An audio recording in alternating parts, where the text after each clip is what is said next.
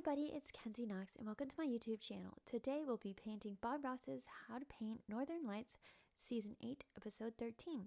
So let's jump on in and get started. So to begin off with, I'm working on 11 by 14 mixed media paper that's been primed with one layer of gesso as well as a layer of black. So go ahead and paint your canvas in black and let it dry. So to begin off with, we're going to add some white, some titanium white to our palette as well as some phthalo blue. And we're going to go ahead and grab our fan brush. So grab your fan brush, this is a medium-sized fan brush, and dip it into your titanium white. And we're going to try to follow along his tutorial. Although he uses oil paints, we are using acrylic paints which act very differently. But we're basically going to take our fan brush and start over here on the left and kind of create an S shape towards the center of the canvas, or like a C shape towards the center of the canvas. So I'm just tapping my fan brush gently on the canvas, just enough paint on there so that we can drag it up afterwards or drag it down, whatever direction we need to drag it in. So I'm just adding another layer of titanium white to that line. And it's thicker on the outside than it is towards the inside. So it's thicker to thinner towards the inside to the middle. And we're going to go ahead and add another line that's the same shape that's coming down towards the center again. That's a C shape just above that line.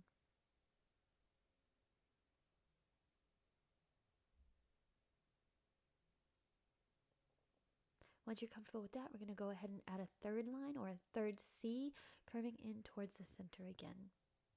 And that's still with titanium white. Once you're complete with that, we're now going to take our fan brush and we're going to pull up lines 100% vertical. Just keep them straight upwards. Do not create an angle. We're just going to pull up the extra white paint very softly and we're just going to lift it straight upwards. And in some areas you won't have any lines that come upwards, obviously, because the C line curves back on itself, but you want to do this with every line. So this process needs to be done quite quickly because you don't want the paint to dry right away. And I apologize as the top portion of this painting or this tutorial was cut off or wasn't in frame, but I did the same exact thing with the other two lines. You just cannot see it at the moment. Again, I apologize for that, but go ahead and keep pulling up your lines to get these white streaks up in the sky. And once you're satisfied with the lines that you've created, or you feel that you've created enough of the lines, you can go ahead and wash off your brush and put that aside, and then we'll move on to the next step. So this next step includes using a palette knife. So I'm not that familiar with the palette knife, and I do apologize in advance if I'm doing this completely wrong, but I guess you gotta learn somehow. So here's my palette knife, and I'm gonna go ahead and load it up with some titanium white. So basically, I'm gonna spread out some paint on my palette and then kind of scrape the palette knife to get a little roll of paint on the tip of it. And so now we're gonna go ahead and create some mountains. And so I'm going to angle my palette knife on the canvas or the paper media, which is especially difficult to use a palette knife. So if you've mastered this, kudos to you. But I have not, obviously. I did this painting a while back and I've gotten much better now, but this is basically a rough guesstimate of how to use a palette knife on mixed media paper that's been primed with gesso. It does not act like canvas, so it doesn't work the same, and I'm still trying to figure it out. But anywho, we're creating mountains. You can use a paintbrush if you'd like to, like a flat brush. You can use any sort of method that you feel comfortable with, but luckily we already have the black background painted in, so we just have to paint the white snow on the mountains. And so I am just gently gliding my palette knife as gentle as possible against the mixed media paper, which isn't really working that well, but we're going to try to make it work. And so shape your mountain as any way you'd like to be shaped, and then we can continue from there, creating the shadows with a different shade of color. Since I am doing this process extremely slow, painfully slow, I'm going to go ahead and speed this up for you so that we can get this finished a bit quicker. I apologize in advance if you were following me, but I decided I did not like this painting, and so I painted over the mountains in black and I started over again. That's the best part about acrylic, it's very forgiving. So here we go, second time around. Got my palette knife filled up with white, and we're going to try to make the mountain again. So I'll speed this process up again. Feel free to follow along. I believe I got it the second time around. If you mess up, you can go ahead and repaint it black and try again.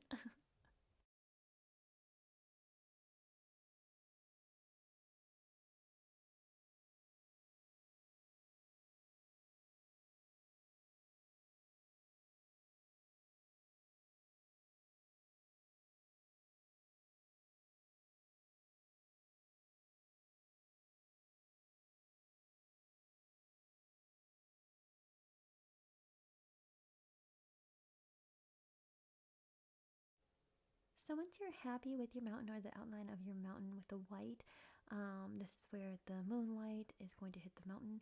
We're going to go ahead and mix some phthalo blue and white, and we're going to go ahead and create the shadows of the mountain. And so using my palette knife, painfully slow again, going ahead and shadowing in the mountain areas or cliff areas that would be shadowed by the, or not hit by the moonlight. And so I'm going to continue using the palette knife to fill this in as quickly as possible until our mountain is complete. Towards the end, I realized I just wanted to add a little bit more white to this section of the mountain just to bring it forward more, which won't really matter in a little bit because we're just going to add a bit of mist at the bottom of the mountain anyway. So go ahead, clean off your palette knife and put that aside and get ready for the next step.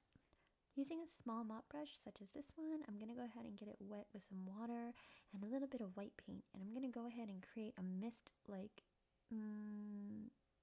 effect at the bottom of the mountain. It's like a haze that would be around the mountain, like the clouds sort of feeling, but it'll be at the bottom, separating the mountain from the rest of the foreground. Once you're happy with the fog that you've created, we're now going to go ahead and tone our canvas with phthalo blue. So you grab a small mop brush such as this one, and we're going to go ahead and grab some phthalo blue on our brush, just a touch, like a hair amount of phthalo blue and some water, and we're going to apply that to our canvas. As you can see, my phthalo blue mixture is a bit wet, so be careful if your mixture, this might be a little bit too much water on my canvas, but be careful of drips because they will ruin any paint that's not really solidified on your canvas, such as the mountain that you just painted. But we're going to take this and cover our entire top portion of the canvas, being careful not to touch the mountain. As I pulled up some paint, you might pull up some paint too. You want to make sure that your northern lights area is completely and thoroughly dry before beginning this process as well. That's super important. But cover the entire top portion of the canvas with phthalo blue, and then also go in towards the foggy area of the mountain and just add a little bit of that blue color into that section as well. Because my phthalo blue was so watered down, it actually didn't create the color that I really wanted. So I'm actually going to go add some more phthalo blue to my paintbrush and darken up that foggy area just a bit. And I don't want it too dark because we'll be adding some trees in front of it, but I wanted to give it some real color, not just a light blue color, but like a deeper, darker, rich tone. So if you'd like to do this, you can. You don't have to. It's not necessary, but I just like this darker color better. But once you're done, you can go ahead and clean off your mop brush and get ready for the next step.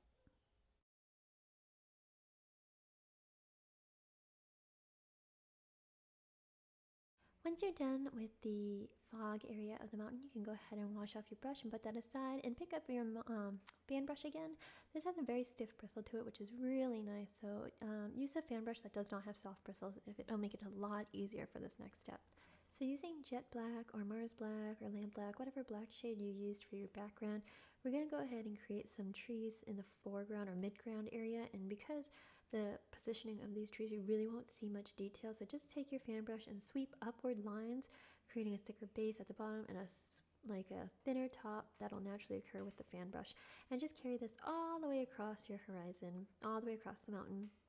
And there'll be a nice little separation between the mountain and this next section of the canvas that we'll be painting. As I finished this first round of trees, I realized it wasn't really tall enough because you couldn't really see them. There wasn't enough of a difference between the background and the trees, so I decided to make them a lot higher.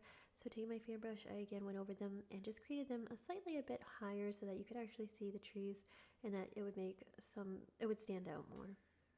But you can make them any height you prefer or that you feel comfortable with. But just make your trees, draw in a ton of lines, they'll all blend together and I promise it'll look nice. But once you're done, go ahead and rinse off your fan brush and then grab some phthalo blue and a little bit of white that's a little bit lighter than the fog that you created around the mountain. And we're just going to create a little line between the trees and the foreground because we need some light between the trees and the next section of the canvas in order to separate them. So just draw in some lines across the canvas like this. And then rinse off your fan brush and grab some black paint, and we're going to go just slightly above the blue or right below the blue and above to create some brush. And so this will be in front of that little foggy area, but you don't want to cover the entire area. So you could have created the blue area slightly larger and then use some of the black to create the brush in the blue area. And then we're going to clean off our fan brush. Once we're done with that, grab some titanium white on your fan brush, and we're going to highlight some of the black brush that we just created I know this sounds kind of counterintuitive, but I promise it'll make a difference. You'll be able to tell that the brush is highlighted because we'll have a pond below it, so we're going to add some reflection next.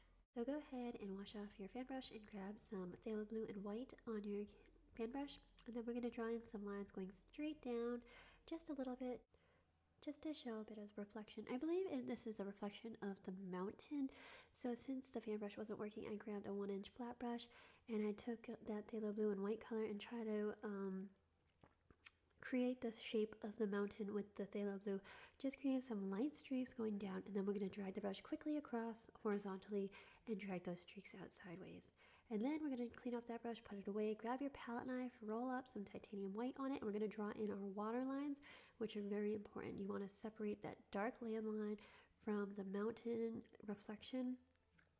This is just a water line that Bob Ross always uses in his paintings, but it is important to use this water line to separate where the water starts and where the land ends. So go ahead and clean off your palette knife and grab your size 5 flat brush. And we're going to grab some jet black or lamp black or Mars black, and we're going to create some more trees, but these trees will be more in the foreground, so they'll be more visible and we'll see more detail on them. So we're going to create some evergreens. So go ahead and draw in some tall lines, and then we're going to start adding the foliage to the trees. So I'm using a size 1-inch flat brush to do this, just tapping in the foliage. This is a very simple process. You can also use a fan brush or any brush that you're really comfortable with, but this process just uses a bunch of taps to create the shape of the trees. So then grabbing that phthalo blue and white mixture, we're going to go ahead and add in the highlights to the trees.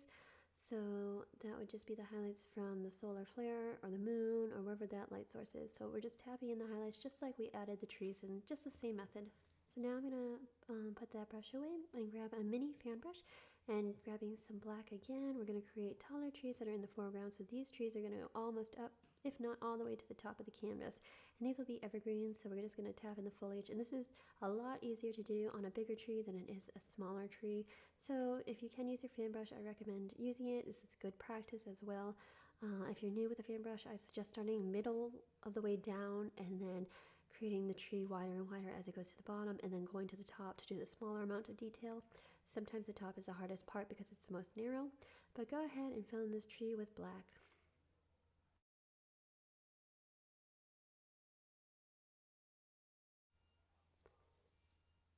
And once we're done with this tree, we're going to reload our brush up real nice and thickly, and we're going to draw in another evergreen tree that goes on this side or the right side, but it's only going to go semi up the canvas. But we're going to create the foliage the same way that we did on the other one, starting from really small all the way at the top to really large at the bottom. Then we're going to create another evergreen right here. Right next to this guy over here, and they can all be different widths or they can be the same width. It doesn't really matter. It's all up to you. It's whatever you feel looks good or feels right. So go ahead and wash off that brush, put it away, and grab a medium-sized mop brush and go ahead and mix some phthalo blue and a touch of white because we want a deeper shade of phthalo blue. And we're going to start tapping in some foliage in the foreground. So go ahead and just tap in some brush.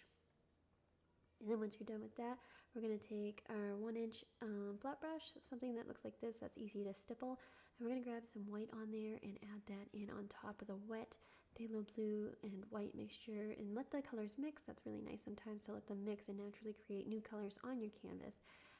But go ahead and keep adding in those highlights that are very important. And then once you're done with that or comfortable with that, we can go ahead and add in the rest of the foliage, which will be in the very front.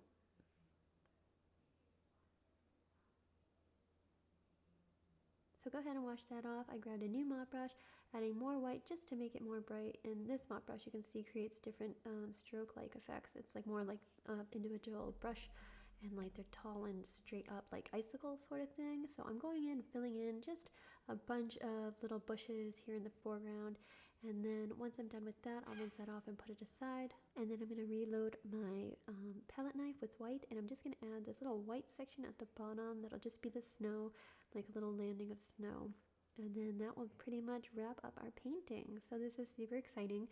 I semi-recreated the Bob Ross painting, that the solar lights or whatever they're called.